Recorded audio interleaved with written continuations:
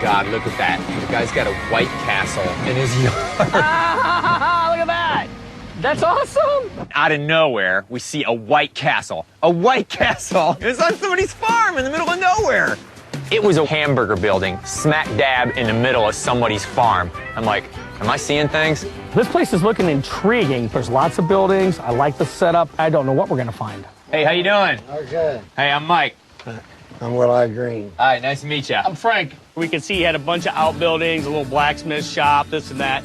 So obviously he had something going on, you know. It looked more like a museum, though. Kinda, yeah. It looked like a museum.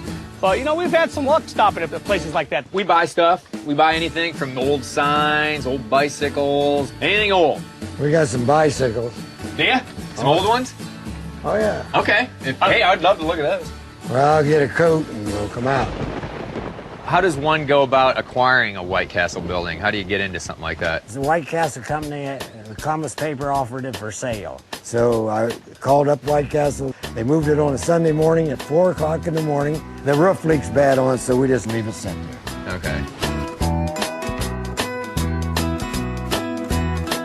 The White Castle has got to be, for me, tops on the most unusual thing in somebody's yard. The rest of these buildings we moved ourselves. We moved that blacksmith shop first, okay. And that church came 3 miles. Then we moved this store. That Wow. was I don't think I've ever met anybody that's collected buildings. This guy had a blacksmith shop, he had a train station, he had a church, he had a gas station, and a general store. This old store started in 1875.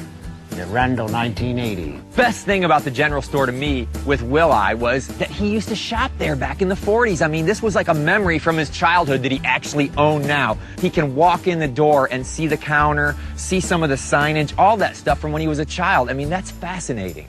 The display counters and everything were here, but you had to fill it with merchandise. Yeah. Him and his wife did an amazing job because they said that the counter and stuff was there, Right. but none of the merchandise was in there. The products, all that stuff they bought to make it look that way. This is just incredible.